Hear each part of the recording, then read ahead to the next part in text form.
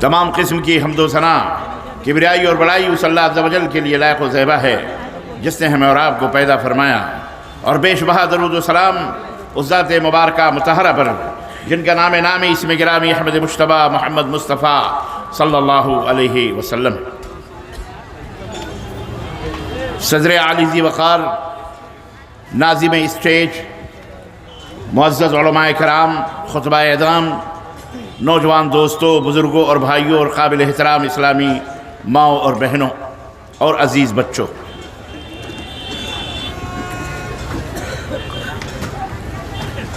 آج بتاریخ 1 مارچ سن 2024 عیسوی کے اس عظیم الشان اجلاس میں، جسے مدرسہ روضۃ العلوم جیا جوری ضلع گڈا جھارکھنڈ کے اس خوبصورت اور حسین پنڈال کے اندر اور اس وسیع گراؤنڈ میں منعقد کیا گیا ہے، آپ حضرات کی خدمت میں کچھ اہم باتیں لے کر کے جو دنیا کی بھی اور آخرت کی خیر اور بھلائی کے ضمانت ہوں گی انشاءاللہ لے کر کے حاضر ہوا ہوں، اور مختصر انداز میں آپ حضرات کو ان باتوں کی طرف توجہ دلانے کی کوشش سعادت حاصل کر رہا ہوں۔ اللہ عز و جل سے دعا ہے کہ اللہ تعالی کہنے اور سننے سے زیادہ عمل کرنے کی توفیق عطا فرمائے۔ میں مدرسہ روضۃ العلوم کے ذمہ داران، صدر، سیکریٹری اور اس کے اراکین اور آپ تمام حاضرین کا تہہ دل سے مشکور اور ممنون ہوں جنہوں نے اس طالب علم کو یہ خوبصورت موقع دیا کہ میں آپ کی خدمت میں حاضر ہو کر اللہ اور اس کے رسول کی کچھ باتیں رکھ سکوں۔ حقیقت تو یہ ہے کہ میں بہت کچھ آپ کی خدمت میں رکھنے کی فکر اور سوچ اور درد لے کر کے کھڑا ہوں، لیکن میں کہوں تو کیا کہوں اور کہاں سے کہوں، کہاں سے آغاز کروں، کہاں سے ابتدا کروں۔ آپ کے حالات، آپ کے احوال کو دیکھ کر کے بڑا عجیب و غریب سا محسوس ہوتا ہے۔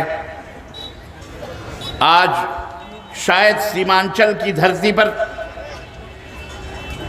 تقریباً مسلسل 2 ہفتوں سے ویسٹ بنگال سے لے کر کے اور آپ کے اس جھارکھنڈ، بہار اور دیگر ضلعوں میں مسلسل روز و شب سفر در سفر اور راتوں کو خطاب کرنا اور دن کو سفر کرنا ہو رہا ہے، اور آج میرے اس دورے کا آخری دن ہے، اور شاید یہ اور یقیناً یہ مدرسہ روضۃ العلوم کا دوسرا اجلاس، دوسری شب کا رات کا یہ آخری اجلاس ہے۔ اللہ نہ کرے یہ آخری ہو اور میرا دورہ بھی آخری ہو، بلکہ اللہ تعالیٰ بار بار وہ دن لائے، بار بار وہ ایام اور مہینے اور سال لائے کہ آپ حضرات سے ملاقات ہو، آپ کا دیدار ہو، قرآن و سنت کی باتیں ہوں، آپ کے اندر بیداری پیدا ہو۔ بولو آمین یا رب العالمین۔ اور اللہ رب العزت سے یہ بھی دعا ہے کہ اللہ ہمیں اس مجلس کو اور بھی خوبصورت بنانے کی توفیق عطا فرمائے۔ یہ مجلس مجھے حیرت ہوتی ہے اور حیرت ہوئی پورے سیمانچل کی دھرتی پر جہاں بھی تقریریں، اور یہی نہیں بلکہ لکھنؤ اور یو پی تک کی بھی پوری علاقوں کو میں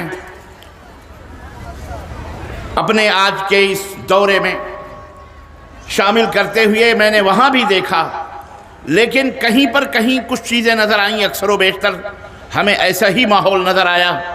میں ذمہ داران سے بڑے درد سے یہ بات کہنا چاہوں گا، اور آئندہ کے لیے اپنے علماء سے بھی یہ درخواست کروں گا، اور میں یہ بات بہت سوچ سمجھ کر کے یہ بات کہہ رہا ہوں۔ مجھے اس بات کے کہنے میں کوئی بھی تکلف نہیں ہے،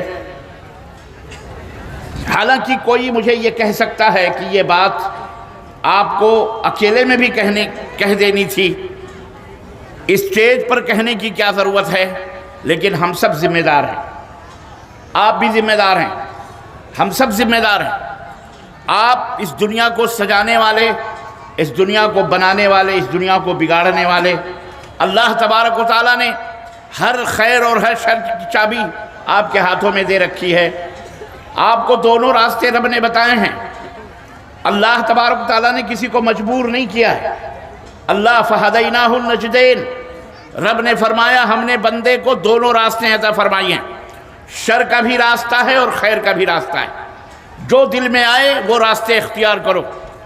اسی لیے آپ کو یہ انسان کی یہ فطرت ہے، انسان کی یہ طبیعت ہے کہ اللہ نے اس کی طبیعت میں یہ دونوں چیزیں رکھی ہیں، وہ خیر بھی اور شر اور برائی بھی وہ دونوں جانتا ہے، خیر کا بھی علم ہے اسے، برائی کا بھی علم ہے۔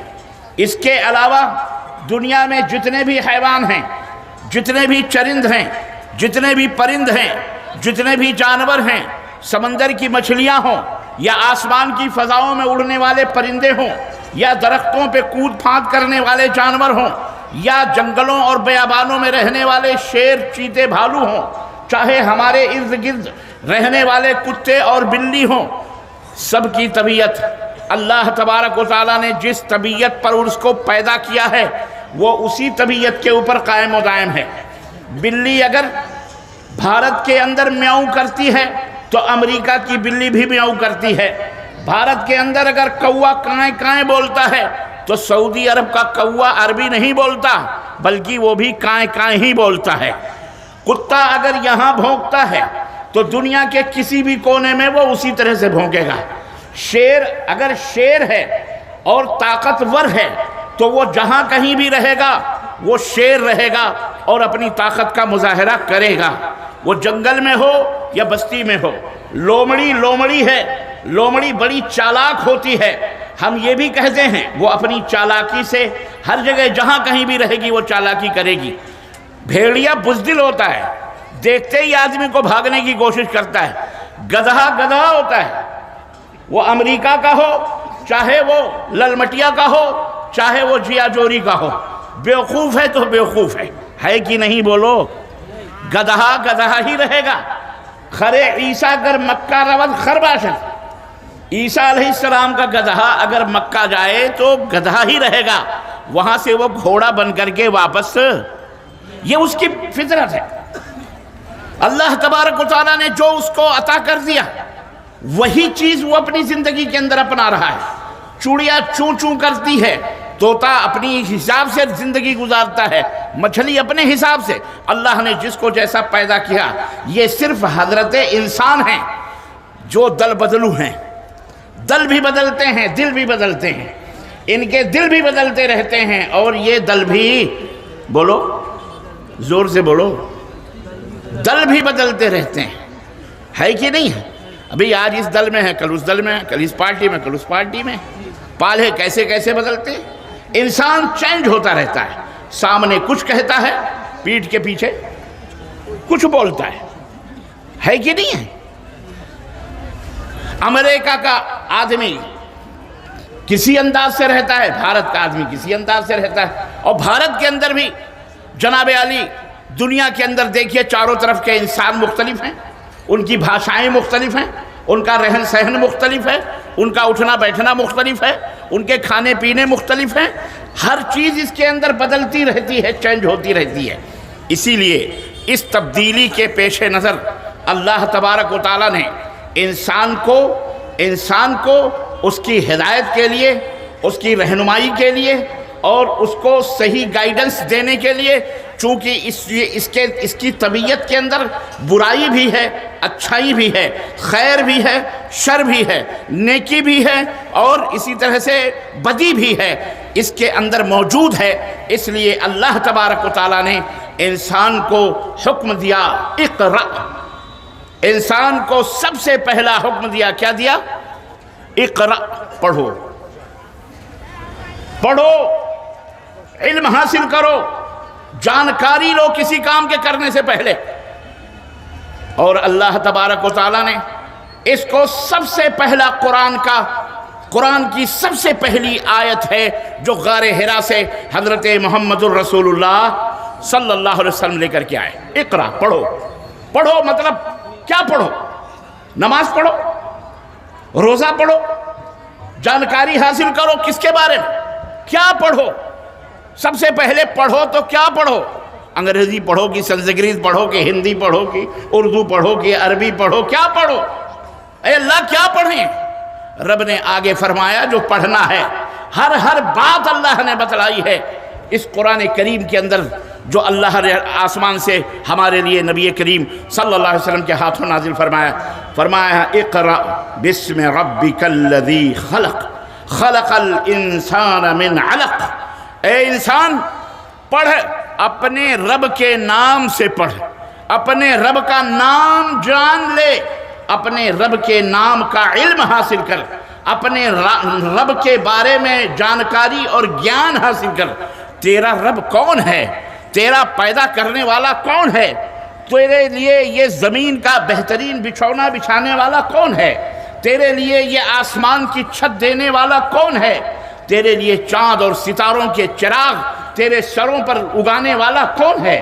تیرے لیے صبح اور شام کو پیدا کرنے والا کون ہے؟ تیرے لیے اجالے اور اندھیرے بنانے والا کون ہے؟ اس کے بارے میں جانکاری حاصل کر، علم حاصل کر. خلق الانسان من علق، اور خود اپنے بارے میں بھی جان لے کہ اس مالک و مولا نے جس نے زمین آسمان چاند سورج سب کچھ بنائے ہیں، انسان کو گوشت کے یا خون کے لوتھڑے سے پیدا کیا. یہ انسان کی پیدائش کا آغاز ہے، ابتدا ہے، شروعات ہے، بگننگ ہے. اللہ نے بتلایا. کیوں؟ اللہ رب العزت نے اس لیے بتلا دیا کہ یہ انسان عدلتا بدلتا رہتا ہے، اس کو اپنے بارے میں بھی علم نہیں. اللہ تو بہت دیر میں سمجھ میں آئے، اس کو اپنے بارے میں بھی پتہ نہیں. اس لیے اللہ نے بتایا تجھے تیرے مالک نے بنایا ہے. اور پیدا کیسے ہوا ہے؟ خون کے لوتھڑے سے پیدا ہوا ہے. خون کے لوتھڑے سے جو ماں کے پیٹ میں گیا باپ کی طرف سے، اور وہ خون کا وہ پانی کا قطرہ ماں کے پیٹ میں گیا، جو خون بنا، پھر اس خون سے گوشت بنا، پھر وہ گوشت کے لوتھڑے کے اندر ہڈیاں آئیں، پھر هو الذی یصورکم فی الارحام کیف یشاء. اس رب نے، تمہارے رب نے، تمہارے اللہ نے تمہاری ناک، تمہارے ہاتھ، تمہارے پاؤں، تمہاری دانت، تمہارے کان، تمہارے جسم کے ہر حصے اس رب ذوالجلال نے ماں کے پیٹ کے اندر خود بنائے. جیسے اس کی مرضی ہوئی ویسی تمہاری شکل و صورتوں کو بنایا. جناب علی کسی کو کالا بنایا، کسی کو گورا بنایا، کسی کو اندھا بنایا، کسی کو لولا بنایا، کسی کو کانا بنایا، کسی کو گونگا بنایا، کسی کو بہرا بنایا. اس نے جیسی مرضی ہوئی اس نے بنایا. یہ اللہ رب نے قرآن میں فرمایا. اللہ کو یہ بھی معلوم تھا کہ یہ انسان اتنا دل بدلو ہے کہ اپنے بارے میں بھی غلط سلط باتیں سوچنے لگے گا. چنانچہ آپ نے دیکھا بڑے بڑے سائنٹسٹ، بڑے بڑے فلسفی پیدا ہوئے.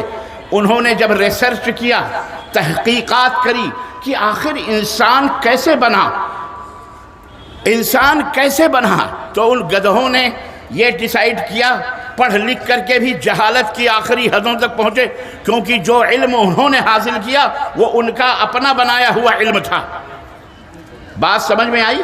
جو جانکاری انہوں نے لی وہ اپنے بنائی ہوئی جانکاری، اپنے بڑوں کی لکھی ہوئی کتابوں کو پڑھ کر انہوں نے اپنے بارے میں یہ فیصلہ لیا کہ ہم تو انسان بنے، لیکن بہت زمانے سے بدلتے بدلتے بدلتے بدلتے بدلتے بدلتے بندروں کی شکل سے ہم انسان بنے ہیں. یعنی سب سے پہلے بندر بنایا گیا، پھر وہ بندر کی دم کٹی، روئیں کٹے، بال کٹے، پھر وہ بنتے بنتے بنتے بنتے بنتے پھر انسان بنا.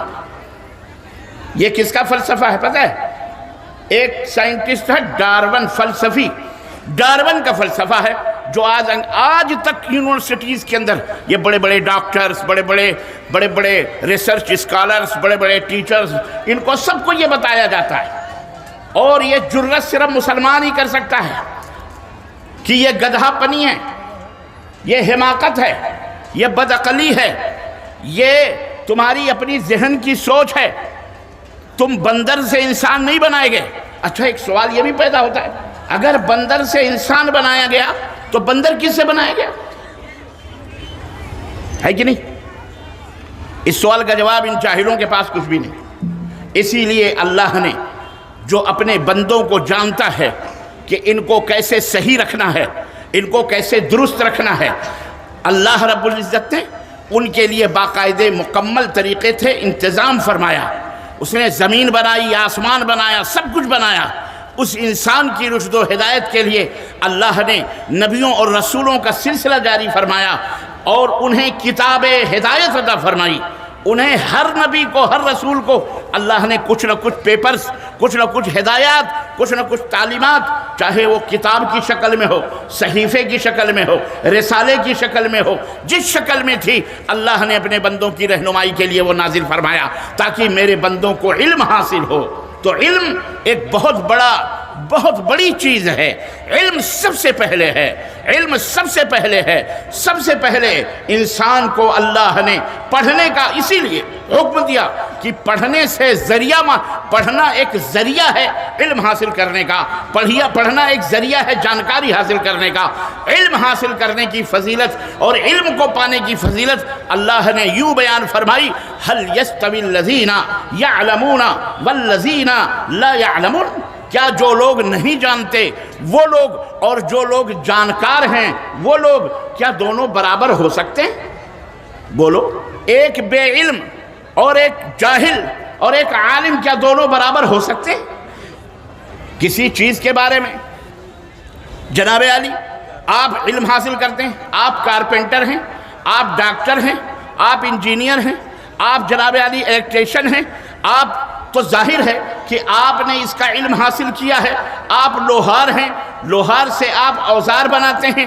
جناب آپ کارپینٹر ہیں، بڑھئی ہیں، بڑھئی سے آپ مختلف کرسیاں، صوفے اور مختلف چیزوں کی شکلیں بناتے ہیں۔ کیا آپ اور وہ آدمی جو لوہار ہے دونوں برابر ہو سکتے ہیں؟ کیا آپ جو بڑھئی ہیں، جو بڑھئی نہیں ہے، جس کو علم ہی نہیں ہے بنانے کا کرسی، کیا وہ دونوں برابر ہو سکتے ہیں؟ ہرگز نہیں برابر ہو سکتے۔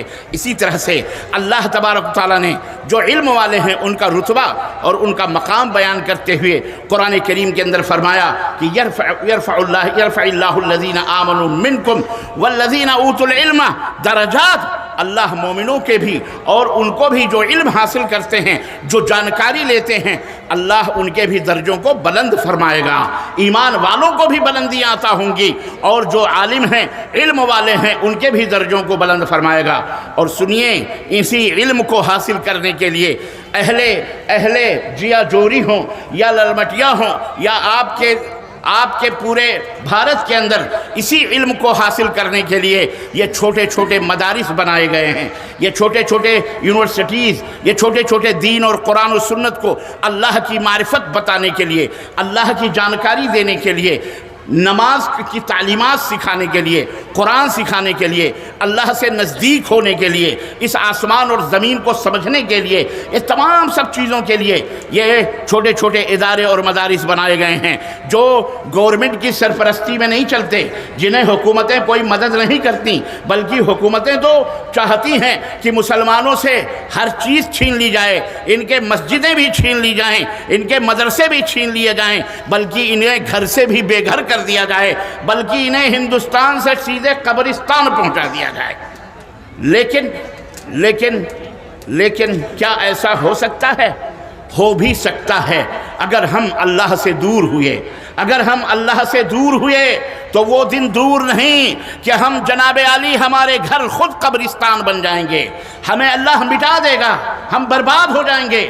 اے بھارت کے لوگوں، اے ہندوستان کے لوگوں، اپنے دین کی حفاظت کرو، اپنے قرآن کی حفاظت کرو، اپنی جان بھی دے کر کے اللہ کے دین کی حفاظت کرو۔ اللہ کے دین کی حفاظت کرو گے، رب کے قرآن کی حفاظت کرو گے، اپنے ایمان کی حفاظت کرو گے، اللہ کی قسم اللہ تمہاری حفاظت فرمائے گا انشاءاللہ تبارک تعالیٰ۔ کیونکہ اللہ کا وعدہ ہے ان تنصروا اللہ ینصرکم، اگر تم اللہ کی مدد کرو گے تو اللہ تمہاری مدد کرے گا۔ وَيُثَبِّتْ أَقْدَامَكُمْ، اور کمزور ہوگے، لڑکھڑاتے ہوئے پاؤں ہوں گے، کانپتے اور لرزتے ہوئے قدم ہوں گے، اللہ انہیں مضبوط بنائے گا۔ اس لیے علم حاصل کرو، ان اداروں کو اپنا خون پسینہ دے کر کے ان کو باقی رکھو، اردو پڑھاؤ، انگلش پڑھاؤ، ہندی پڑھاؤ، سنسکرت پڑھاؤ، جناب علی مراٹھی پڑھاؤ، گجراتی پڑھاؤ، ہندوستان بھر عربی پڑھاؤ، دنیا کی ساری زبانیں پڑھاؤ، جہاں جس کی ضرورت ہو اپنے بچوں کو اس کے لیے تیار کرو، اپنی بیٹیوں کو اس کے لیے تیار کرو۔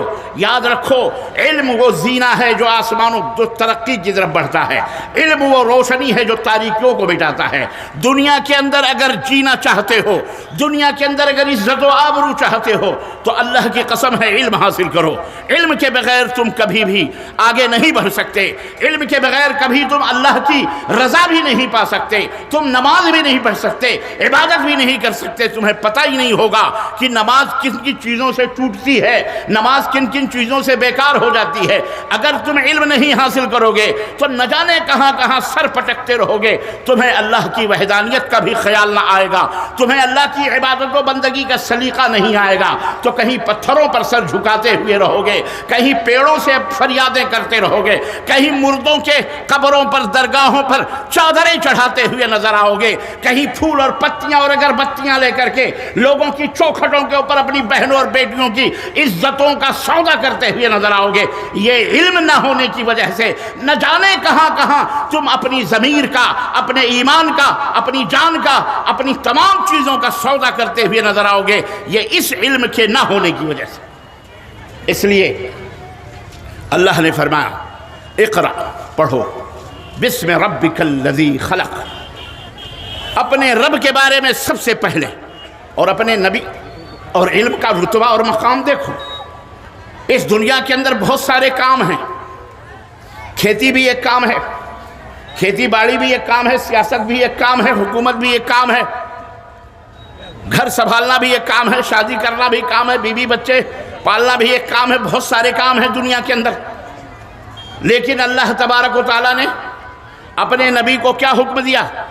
قل رب زدنی علما، اے میرے حبیب اللہ سے دعا مانگا کرو۔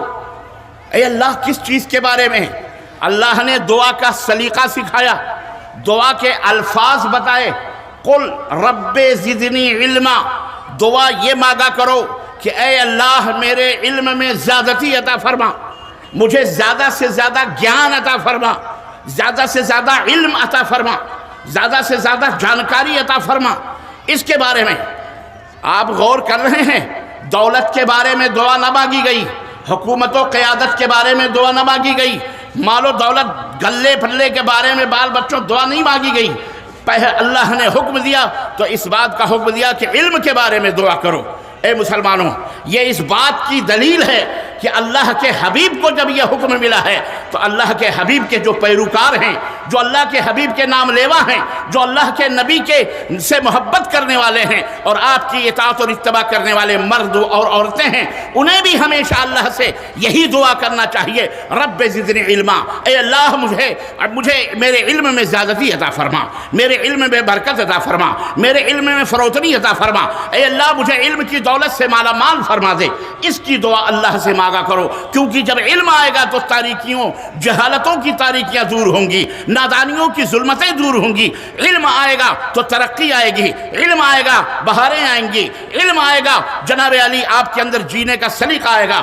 بہت سارے بھائی لوگ یہ سوچتے ہیں کہ ہم مدرسہ بناتے ہیں، ہم لوگوں کو حافظ قرآن بناتے ہیں یا عالم بناتے ہیں، کیا فائدہ یہ سب پڑھنے کے، کیا فائدہ اس سے جانکاری سے؟ نہ اس کو علم، نہ کہیں نوکری ملے گی، نہ حکومت کی کوئی اس کو حکومت کے ہاں نوکری ملے گی، نہ اس کی کوئی سروس لگے گی، نہ اس کی کہیں چاکری لگے گی۔ یہ کیا فائدہ علم حاصل کرنے سے؟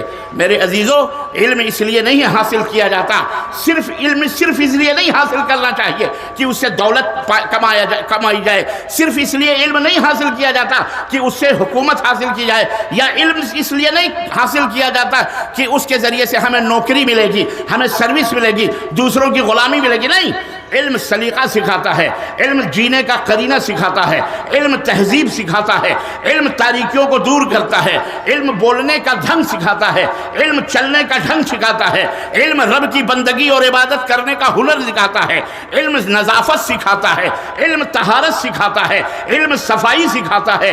علم ہی سے حیوانات اور انسان میں فرق کیا جاتا ہے، کیونکہ حیوان کو علم نہیں ہوتا، انسان کو علم ہوتا ہے، کیسے چلنا چاہیے، کیسے کھانا چاہیے، کہاں بیٹھنا چاہیے، کہاں منہ لگانا چاہیے، کس سے کیسی باتیں کرنی چاہیے، اللہ کا حق کیا ہے، بندوں کا حق کیا ہے، باپ کا حق کیا ہے، ماں کا حق کیا ہے، یہ علم ہی بتاتا ہے۔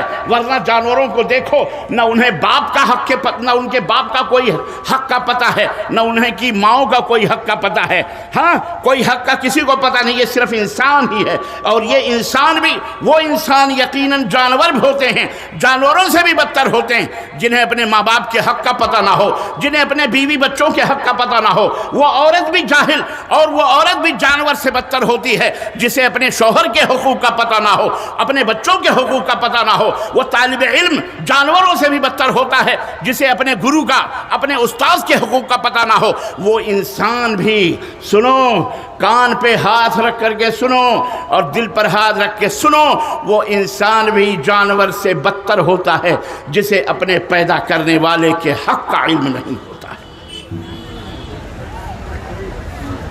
یہ علم اللہ کے حق سے کو بتاتا ہے۔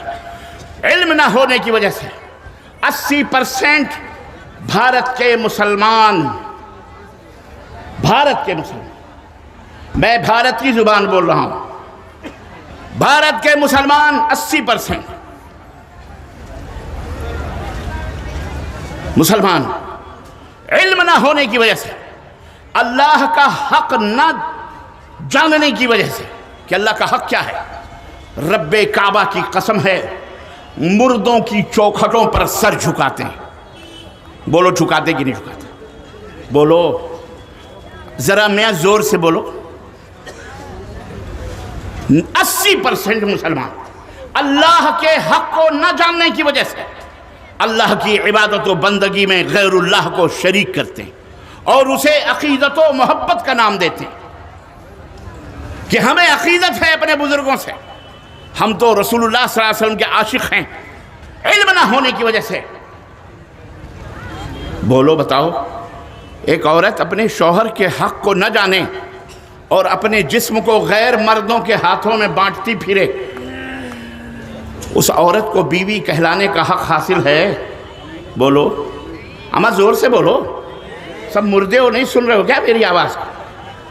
آخری تقریر ہے، پتہ نہیں پھر ملاقات ہوگی جو کہ نہیں ہوگی، اللہ ہی بہتر جانے، زندگی وفا کرے نہ کرے، لیکن کم از کم اس بات کی جانکاری میں دے کے جا رہا ہوں، اس کا علم دے کے جا رہا ہوں کہ محترم، جو عورت اپنے شوہر کے حق کو نہیں جانتی کہ اس کا حق کیا ہے، اس کا حق کیا ہے، نبی کائنات سے پوچھا گیا کہ اللہ کے نبی، ایک مرد کا حق عورت کے اوپر کیا ہے اور ایک عورت کا حق مرد کے اوپر، اس کے شوہر کے اوپر کیا ہے؟ تو نبی نے فرمایا، ایک شوہر، ایک بیوی کا حق اس کے شوہر پر یہ ہے کہ جو کھائے وہ اپنی بیوی کو بھی کھلائے، جو پہنے وہ اپنی بیوی کو بھی اسی طرح سے پہنائے۔ مطلب جتنی اچھی کوالٹی کا کپڑا وہ پہنے، اسی طرح سے اچھی کوالٹی کے کپڑے اپنے بیوی کو بھی پہنائے۔ خوشبو استعمال وہ کرے تو اپنی بیوی کو بھی خوشبو لا کر کے دے، صابن استعمال وہ کرے تو اپنی بیوی کو بھی صابن، کپڑے، جوتے، چپل، اوپر سے لے کے نیچے تک سارے اس کے سامان کھانے پینے کے مہیا کرے۔ یہ نہیں کہ اپنا جا کے 5 اسٹار ہوٹلوں میں کھانا کھائے اور بیوی سے کہے پیسے نہیں ہیں، چٹنی روٹی کھا لو، اور کیا کہتے ہیں، لٹی اور چوکھے کے اوپر زندگی گزار لو۔ لٹی اور چوکھا میں نے آج کھایا ہے، اس لیے یاد آیا مجھے، خصوصی طور پر کھایا ہم نے، بڑا نام سنتا لٹی اور چوکھا، واقعی بڑا مزیدار تھا۔ تو لٹی اور چوکھا کھاؤ، ہم تو مرغ مسلم اور بریانی کھا رہے ہیں؟ نہیں، یہ بیوی کا حق ہے کہ اپنے اس کے شوہر کے اوپر کہ وہ کھلائے، جو کھائے وہ کھلائے۔ اور شوہر کا حق اس کی بیوی پر کیا ہے؟ وہ یہ ہے، اللہ اکبر، نبی کائنات نے فرمایا کہ اس کا شوہر کا حق اس کی بیوی پر یہ ہے کہ وہ اپنے شوہر کی فرما برداری کرے اور اس کے مال اور اس کے آل اولاد کی حفاظت کرے، اور اپنے شوہر کے سوا اپنے جسم کے کسی بھی حصے کو غیر محرم کے ہاتھ یا غیر محرم کے جسم سے نہ چھوائے، اس کے قریب نہ کرے، اپنے بسترے پر کسی غیر مرد کو نہ سلائے، یہ اس کے شوہر کا حق ہے۔ یہ جو عورت نہیں جانے گی کہ میرے مرد کا یہ حق ہے تو وہ کیا کرے گی؟ وہ نہ جانے کہاں کہاں غلط سلط حرکات اور سکنات اور غلط مردوں سے اپنے رابطے کرے۔ جسے پتا ہوگا وہ ہرگز اپنے مڈیر پہ کوا بھی نہیں بیٹھنے دے گی۔ جسے پتا ہوگا اللہ کے نبی کا حق، اللہ کا حق کیا ہے، رسول کا حق کیا ہے، الحمدللہ وہ کبھی بھی اللہ کے ساتھ کسی بھی مخلوق کو شریک یا اللہ کا پارٹنر یا ساجھیدار بنا سکتا؟ بولو، نہیں بنا سکتا ہے۔ اور سنو اور آسان طریقے سے، حضرت معاذ بن جبل رضی اللہ تعالیٰ عنہ نبی کائنات کے ہمراہ، گدھیہ تھی نبی صلی اللہ علیہ وسلم کی، ایک گدھی تھی، آپ صلی اللہ علیہ وسلم اس کے اوپر بیٹھے تھے اور معاذ بن جبل بھی اسی گدھیہ پہ پیچھے بیٹھے تھے، دونوں جا رہے تھے۔ اللہ کے نبی نے کہا یا معاذ، قال لبیک و سعدیک یا رسول اللہ، اے معاذ، اللہ کے نبی نے کہا معاذ، انہوں نے کہا اللہ کے نبی حاضر ہوں، اللہ کے نبی حاضر ہوں، کیا بات ہے؟ 3 دفعہ آپ نے آواز دی اور تینوں دفعہ انہوں نے کہا میں حاضر ہوں، میں حاضر ہوں، میں حاضر ہوں۔ اللہ کے نبی نے فرمایا اتدری ما حق اللہ علی العباد وما حق العباد علی اللہ، معاذ کیا تم جانتے ہو کہ اللہ کا حق بندے پر کیا ہے اور کیا تمہیں پتہ ہے کہ بندوں کا حق اللہ پر کیا ہے؟ قال اللہ ورسولہ اعلم، معاذ بن جبل نے کہا اللہ اور اس کے رسول زیادہ جانتے ہیں۔ نبی کائنات صلی اللہ علیہ وسلم نے فرمایا اللہ کا حق اللہ کے بندوں پر یہ ہے کہ وہ اللہ کے ساتھ کسی بھی مخلوق کو شریک نہ ٹھہرائیں، ساجھیدار نہ بنائیں۔ لا الہ الا اللہ، اللہ کے سوا کوئی معبود برحق نہیں، سارے معبود جھوٹے ہیں، سارے معبود جھوٹے ہیں، چاہے وہ نبی کو معبود بنایا گیا ہو، رسول کو معبود بنایا گیا ہو، ولی کو معبود بنایا گیا ہو، کسی شہید کو، کسی انسان کو، کسی پیڑ کو، کسی پودے کو، کسی حیوان کو، کسی جانور کو، کسی بچھڑے کو، کسی گائے کو، کسی نبی کو، چاہے وہ موسیٰ کو، چاہے وہ عیسیٰ کو، چاہے ہمارے آخری نبی حضرت محمد الرسول اللہ صلی اللہ علیہ وسلم کو، چاہے صحابہ کو، چاہے حسن کو، چاہے حسین کو، چاہے علی کو، چاہے فاطمہ کو، چاہے ابو بکر کو، چاہے عمر کو، چاہے عثمان کو۔ غرض کی کائنات میں اللہ کے سوا جتنی بھی چیزیں ہیں، کسی کو بھی اگر کسی نے معبود بنا لیا تو یہ سب کا سب شرک باللہ ہے۔ ایسا بندہ مسلمان ہونے کا حق رکھ سکتا؟ بولو، مشرک ہے وہ، مشرک ہے وہ، اللہ کے حق کا ڈاکو ہے۔ جیسے وہ عورت اپنے شوہر کے بسترے پر غیر مرد کو سلا کر وہ بیوی کا حق کھو دیتی ہے، ایسے ہی ایک شخص کلمہ پڑھ کر اللہ کے ساتھ کسی کو بھی شریک بنا کر، ساجھیدار بنا کر کے وہ اسلام اور مسلمانوں کے حق سے محروم ہو جاتا ہے۔ یہ کیوں ایسا ہوا؟ علم نہ ہونے کی وجہ سے۔ علم ہوتا، اللہ کے حدیث کا علم ہوتا، اللہ کے نبی کی حدیثوں کا علم ہوتا، اللہ کے قرآن کا علم ہوتا، تو پھر وہ اللہ کے حق کو اور بندوں کے حق میں خلط ملط نہ کرتے۔ رسول اللہ صلی اللہ علیہ وسلم کا حق کیا ہے؟ ہمارے نبی کا بھی ہمارے حق ہے۔ رسول اللہ صلی اللہ علیہ وسلم کا حق یہ ہے کہ ہم رسول اللہ صلی اللہ علیہ وسلم سے محبت کریں، اللہ کے نبی کو اپنا رہنما، رہبر، مقتدی، پیشوا، اور جس طرح رب کی عبادت میں کسی کو شریک کرنا شرک ہے، ایسے ہی رسول اللہ صلی اللہ علیہ وسلم کی رسالت میں کسی بھی امتی کو شریک کرنا یہ شرک پھر رسالہ ہے۔ نبوت کا مقام کیا ہے؟ رسالت کا مقام یہ ہے کہ اللہ کے نبی کی بات آ جائے تو کائنات کے کسی کی بھی بات چل سکتی؟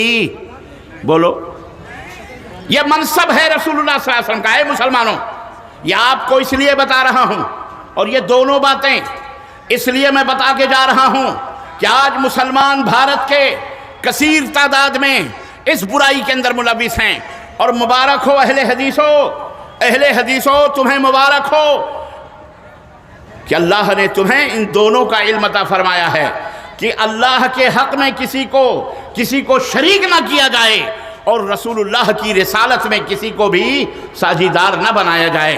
رسول امام الہدیٰ ہیں، رسول امام الانبیاء ہیں، رسول امام کائنات ہیں، رسول کی محبت در حقیقت اللہ کی محبت، من یطع الرسول فقد اطاع اللہ، میرے نبی کا منصب یہ ہے کہ جو رسول کے پیچھے چلتا ہے وہ در حقیقت اللہ کا فرمانبردار ہوتا ہے۔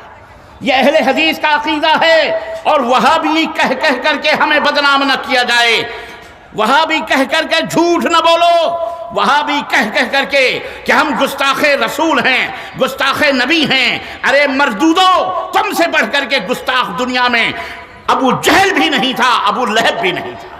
تم کلمہ پڑھ کر کے، ارے کوئی بن بیاہی لڑکی اگر کسی کے ساتھ بھاگ جائے، اگر وہ کسی کے ساتھ بدکاری کر لے بن بیاہے لڑکے کے ساتھ، شریعت نے اس کو حکم دیا ہے کہ اسے 100 کوڑے مارے جائیں۔ کتنے مارے جائیں؟ 100 کوڑے مارے جائیں بس، اور اسے شہر سے دور کر دیا جائے اس لڑکے کو مار کر کے اس لڑکی کو۔ لیکن اگر کوئی شادی شدہ لڑکی، عورت زناکاری کے اندر، مرد زناکاری کے اندر پکڑا گیا تو اس کی کیا سزا اسلام نے مقرر کی ہے؟ کیا سزا مقرر کی ہے مسلمانوں؟ بتاؤ کیا؟ اسے پتھروں سے مار مار کر کے ہلاک کیا جائے۔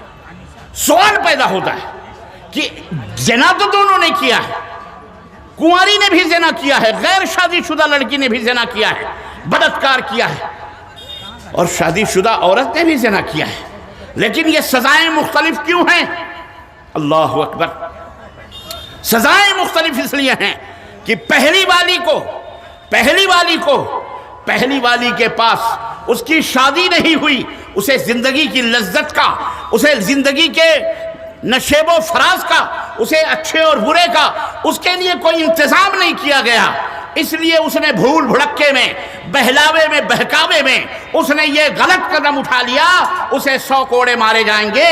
لیکن یہ ایک عورت جس کے لیے شادی کا انتظام کیا گیا، شوہر کا انتظام کیا گیا، باقاعدہ نکاح پڑھایا گیا، مہر بھی دی گئی، گواہ بھی مقرر کیے گئے، ماں باپ کی اجازت بھی رہی، سماج اور معاشرے کے اندر اس کا نکاح ہوا، اس کے باوجود بھی اپنے شوہر سے گھر کو اور اس کے در کو چھوڑ کر وہ غیر مرد کے ساتھ بدکاری کرے گی، اس لیے اس کو اتنا بڑا جرم دیا، سزا دی جائے کہ اسے جینے کا کوئی حق دنیا کے اندر نہیں ہونا چاہیے۔ ایک میں نے مثال دی ہے، اس کو سامنے رکھنا۔ ایک بے کلمہ شرک کرتا ہے، گائے پوجتا ہے، بیل پوجتا ہے، بھینس پوجتا ہے، پتھر پوجتا ہے، پیڑ پوجتا ہے، سورج پوجتا ہے، مورتی پوجتا ہے، جانداروں کو بھی پوجتا ہے، بے جانوں کو بھی پوجتا ہے، اس کی بات الگ ہے، اس کا اتنا بڑا جرم نہیں ہے جتنا بڑا جرم یہ کلمہ لا الہ الا اللہ پڑھنے والے لوگوں کا ہے، جو اللہ کو جانتے بھی ہیں، مانتے بھی ہیں، جو زبان سے کہتے بھی ہیں کہ اللہ کے سوا کوئی سچا معبود نہیں، اللہ کے سوا کوئی معبود برحق نہیں، اس کے باوجود بھی تعزیوں کے سامنے سر جھکائے ہوئے ہیں، اپنے ہاتھوں سے ٹھٹھوں سے تعزیے بناتے ہیں، شدے بناتے ہیں، علم بناتے ہیں، چبوترے بناتے ہیں، درگاہ بناتے ہیں، مردوں کو سنگ مرمر سے ان کے مزار بناتے ہیں، پھول چڑھاتے ہیں، اگربتیاں سلگاتے ہیں، اور کہتے ہیں بہت بڑے ولی اللہ ہیں، یا قطب ہیں، یا غوث ہیں، یا فلانی ہیں، یا ابدال ہیں، یا اوتاد ہیں، یا امجاد ہیں، یہ تو اللہ کے ولی ہیں، یا اللہ کے دوست ہیں۔ تیرے ابا کے اوپر وحی نازل ہوئی تھی، کس نے کہا یہ مرا ہوا اللہ کا ولی تھا؟ تجھے کیسے پتا؟ کس نے تجھے بتایا ہے؟ قرآن میں دلیل ہے کوئی؟ حدیث میں ہے کوئی دلیل؟ ہم تو یہ دیکھتے ہیں یہ جتنے بھی مردے پوجے جا رہے ہیں، ان مردوں کی کتابیں جب ہم پڑھتے ہیں، ان کی ہسٹریاں پڑھتے ہیں، رب کعبہ کی قسم ان کے عقیدے اگر ہم مان لیں تو ہم مسلمان نہ رہیں، مسلمان ہونے کے بجائے ہم کافر ہو جائیں۔ جاؤ اٹھاؤ ان کی کتابوں کو پڑھو۔ تم کہتے ہو وہابی اللہ کے نبی سے محبت نہیں کرتا، بیٹا ایسے پیٹے جاؤ گے اللہ کے ہاں، جھوٹ ہو، لعنت ہو جھوٹ بولنا۔ ہم کو کہتے ہیں وہابی، کیا کہتے ہیں؟ سنے ہو کہ نہیں سنے ہو؟ سنے ہو مسلمانوں؟ تانا دیتے ہیں کہ وہابی ہیں، مر گیا مردود، نہ فاتحہ نہ درود، ہیں؟ بولتے ہیں کہ نہیں بولتے؟ گستاخ ہے، گستاخ نبی، گستاخ رسول۔ اس مردود کو بولو منہ میں لگام ڈال اپنے، نبی کا گستاخ. ہم نے تو اہل حدیثوں نے، وہ کہتے ہیں یہ وہابیزم ہے. کیا ہے یہ وہابی؟ ابھی میں سن رہا تھا، ایک خبیث کی آڈیو آئی تھی، ویڈیو تھی یوٹیوب کے اوپر. وہ کہہ رہا تھا وہابی اور نجدی ٹولہ، وہابیزم نہا، یہ لوگ اللہ کے نبی کے گستاخ ہیں، یہ لوگ اللہ کے رسول کے گستاخ ہیں، یہ لوگ قرآن کو نہیں مانتے، یہ لوگ فلاں کو نہیں مانتے، یہ حدیث کو نہیں مانتے. جاؤ کہہ دو ہم ہیں اس دنیا میں تو یہ زمین اور آسمان موجود ہے. ہم اپنے آپ کو وہابی تو نہیں کہتے، لیکن تمہارے کہنے پر ہم یہ کہتے ہیں جس دن وہابی ختم ہو گئے، رب کی قسم ہے یہ زمین اور یہ آسمان ختم کر دیے جائیں گے. ہماری وجہ سے یہ سب قائم ہے. ہم موحد ہیں، ہمارا کیش ہے ترک رسوم. ہم توحید کی طرف دعوت دیتے ہیں. ہم نبی کی رسالت میں بھی کسی کو، کسی امام کو، کسی فقیہ کو، کسی پیر کو، کسی مولوی کو نبی کے منصب کے برابر بھی سمجھنا کفر سمجھتے ہیں. بولو حقیقت ہے کہ نہیں ہے مسلمانوں؟ ہم نے محمد الرسول اللہ کہا تو ہم نے دلیل مانگی کہ ہم اس بات کو مانتے ہی نہیں جس پر محمد کی مہر نہ لگی ہو صلی اللہ علیہ وسلم. یہ ہے ہمارا منہج، یہ ہے ہمارا عقیدہ. ہم نے نبی کائنات صلی اللہ علیہ وسلم کو نہیں دیکھا، نبی کے صحابہ کو نہیں دیکھا، لیکن اسی نبی کے بتائے ہوئے، صحابہ کے بتائے ہوئے راستے پر ہم چل رہے ہیں الحمدللہ. ہم نے شعبان کے روزے اس لیے نہیں رکھے کہ میرے نبی نے بدعت کہا ہے. کیا کہا ہے؟ ایسے اعمال کو بدعت کہا ہے. ہم نے قرآن خوانیوں کو بدعت اس لیے سمجھا. قرآن کو پڑھنا ہم حرام نہیں سمجھتے، لیکن قرآن کو اپنے منمانی جہاں چاہو وہاں پڑھو. ہمارے نبی نے اس کو بدعت قرار دیا ہے. سمجھے کہ نہیں سمجھے؟ قرآن خوانی کہاں کرتے ہیں؟ مردوں پر. کہاں کرتے ہیں؟ بولو. مردوں پر قرآن خوانی کرتے ہیں. ایسے نہیں کریں گے، کبھی پڑھیں گے. ہیں ہم اہل الحدیث ہیں، اور اہل حدیث ہو، ہمارا یہی منہج اور منصب، ہماری آبرو، ہماری عزت ہے کہ ہم رب کے قرآن اور محمد الرسول اللہ صلی اللہ علیہ وسلم کے فرمان کے آگے کسی کو خاطر میں بولو نہیں لاتے. یہ ہے ہمارا دین جو رب کے قرآن میں ہے، محمد الرسول اللہ کے فرمان میں ہے. یہ میں آپ کو بتانا چاہ رہا ہوں. اس کا علم حاصل کرو. اس کا علم کیسے پاؤ گے؟ کیسے حاصل ہوگا اس کا علم؟ ادھر ادھر سے سن کر کے نہیں. ان مدرسوں کو یونیورسٹی بناؤ، ان چھوٹے چھوٹے اداروں کو بڑے بڑے ادارے بناؤ اپنے پیسوں کے ذریعے. حکومتوں کے منہ نہ دیکھو، گورنمنٹ کے منہ نہ دیکھو، کیونکہ تم جس ملک میں رہتے ہو اس ملک میں اگر عزت حاصل کرنا چاہتے ہو تو آپ کو علم حاصل کرنا پڑے گا. ان مدرسوں کو بلند کرنا پڑے گا. اور ان مدرسوں کے اندر صرف قرآن کا حفظ نہیں ہونا چاہیے. ان مدرسوں کے اندر صرف عربی نہیں پڑھانی چاہیے، عربی بھی پڑھاؤ. اس مدرسے کے اندر سنسکرت بھی پڑھاؤ. اس مدرسے کے اندر اتنے بڑے کالج بناؤ کہ یہاں پر میڈیکل کالج بھی مسلمانوں کا ہو، گرلز کالج بھی مسلمانوں کا. اپنی بیٹیوں کے لیے گرلز کالج بناؤ. اپنی بیٹیوں کو پڑھاؤ، اپنے مردوں کو، لڑکوں کو بھی پڑھاؤ، پردے کے ساتھ پڑھاؤ. گورنمنٹ کے ہاں یہ گورنمنٹ بے دین ہے، بے مذہب بے دین گورنمنٹ ہے. گورنمنٹ کسی مذہب کی، کسی دین کی سپورٹ نہیں کرتی. ہمارا بھارت سیکولر ہے. اس حقیقت کو سمجھو. اس لیے تمہیں خود اپنے کندھوں پر اپنا بوجھ اٹھانا پڑے گا. اپنی یونیورسٹیاں بناؤ. جھارکھنڈ کے لوگوں اور لل مٹیا اور اس کے قرب و جوار کے لوگوں، تمہارے پاس اتنے برس سے تم یہاں رہتے ہو، مجھے بتاؤ کوئی لڑکیوں کا کالج تم نے بنایا؟ کیوں نہیں بنایا؟ اتنے زکوٰۃ، اتنے صدقات، ماشاءاللہ تبارک اللہ. اس قدر اللہ رب العزت نے کی راہوں میں اپنے وقت کی بھی قربانیاں آپ دے رہے ہیں، جسم کی بھی قربانیاں دے رہے ہیں، اور جیبوں کی بھی قربانیاں دے رہے ہیں. اور کہاں بیٹھے ہیں؟ ان گھاس پھوسوں پر بیٹھے ہیں. یہ بات میں کہنا چاہ رہا تھا. اے بہار اور یو پی اور بلکہ جھارکھنڈ اور بنگال کے لوگوں، عزت کرنا سیکھو. جو قوم اپنی عزت نہیں کرتی اس قوم کی کوئی عزت نہیں ہوتی. یہاں پھوسوں پر تم ان دھول اور مٹیوں پر تم بٹھا کر تم کیا سکھانا، تم نے کیا عزت دی ہے؟ یہ ہمارے بھائی کھڑے ہیں، کاش ان کے لیے کرسیاں ہوتی تو یہ کرسیوں پہ بیٹھ جاتے۔ تمہاری مجلسوں میں کون آئے گا؟ کوئی پولیس آفیسر آئے گا؟ کوئی پڑھا لکھا کوالیفائڈ یونیورسٹی کا اسکالر آئے گا؟ کوئی ڈاکٹر آئے گا؟ پینٹ شرٹ پہننے والا کہاں بیٹھے گا؟ تم نے دھول اور مٹیوں کے اوپر بھی۔ یہی میں شروع میں کہنا چاہ رہا تھا، یہ صرف آپ کے لیے نہیں بلکہ میں جہاں جہاں بھی گیا اس سے بھی بدتر حالت دیکھے۔ میں نے اسی بہار کی دھرتی پر ایک جگہ میں اسی جگہ گیا، اللہ کی قسم ہے انتظام والوں نے خالی زمین رکھی ہوئی تھی، وہاں کوئی اپنی طرف سے کوئی نہ گھاس اور نہ پھوس نہ فرش بچھایا ہوا تھا۔ میری مائیں بہنیں بھی ویسی ننگی زمین کے اوپر۔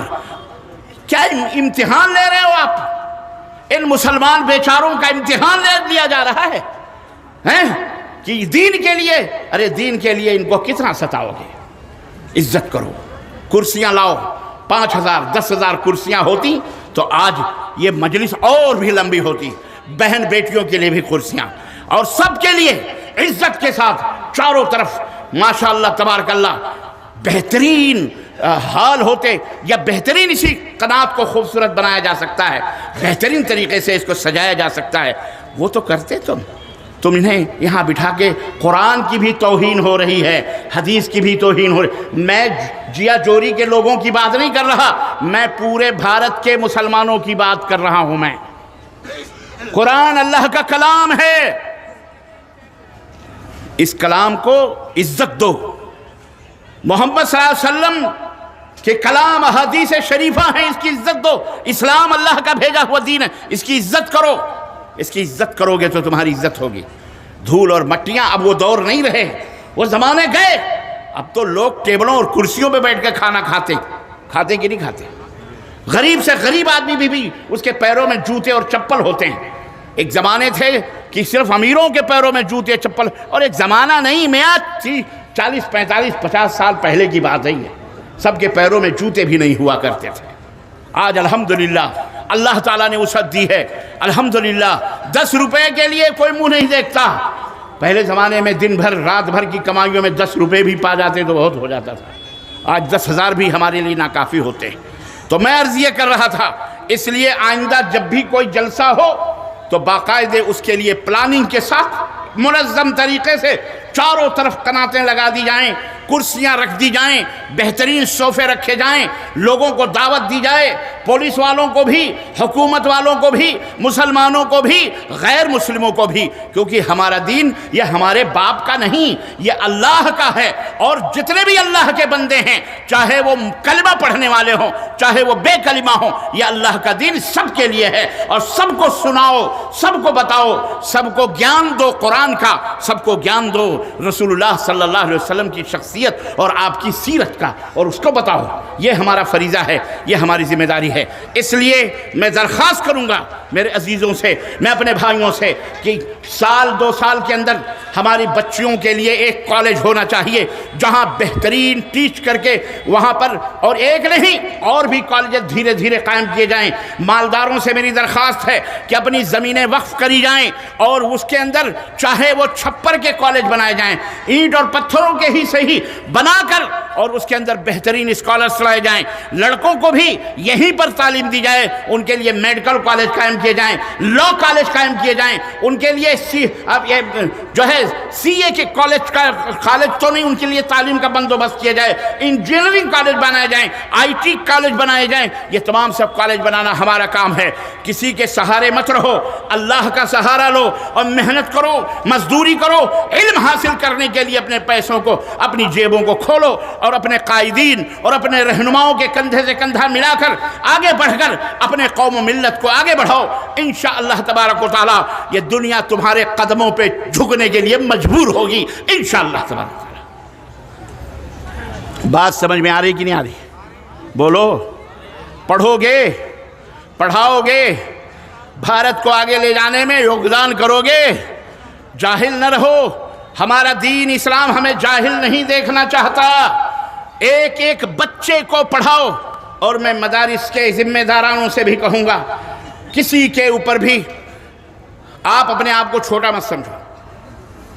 کسی کا بھی بچہ ہو اس کو پڑھاؤ، اس کو پڑھاؤ، بھلے اس کے ماں باپ غریب ہی کیوں نہ ہو، وہ بچہ یتیم ہی کیوں نہ ہو، وہ شرارت ہی کیوں نہ کرے، وہ بدماشی کیوں نہ کرے، نہ مارو اسے نہ ستاؤ، پیار دے کر کے اسے پڑھاؤ، وہ کم از کم تمہارے مدرسے میں شریف تو بنے گا، نمازی تو بنے گا، کم از کم 5 وقت کی نماز تو پڑھ رہا ہے وہ، یہی کیا کم ہے؟ یہ بہت بڑی بات ہے، یہ بہت بڑی بات ہے۔ میرا خیال ہے اسٹیج پر علماء کرام تھک چکے ہیں، اب بہت سارے منتظر بھی ہیں، اس لیے میں اپنی بات کو مختصر کرتے ہوئے اس علم کے تعلق سے اتنی بات، یہ بیداری میں نے پیدا کی ہے۔ عزیزان گرامی، اس نصیحت کو اپنے ذہن و دماغ میں بٹھانا کہ بے علم نہ تما خدا را شناخت، کہ جو بے علم ہوتا ہے وہ اللہ کو کبھی پہچان سکتا، اس لیے اولئک کالانعام بل ہم اضل، جو بے علم ہوتا ہے وہ مشرک کرتا ہے اللہ کے ساتھ، اور اللہ فرماتا ہے وہ جانور ہیں، جانوروں سے بھی بدتر ہیں۔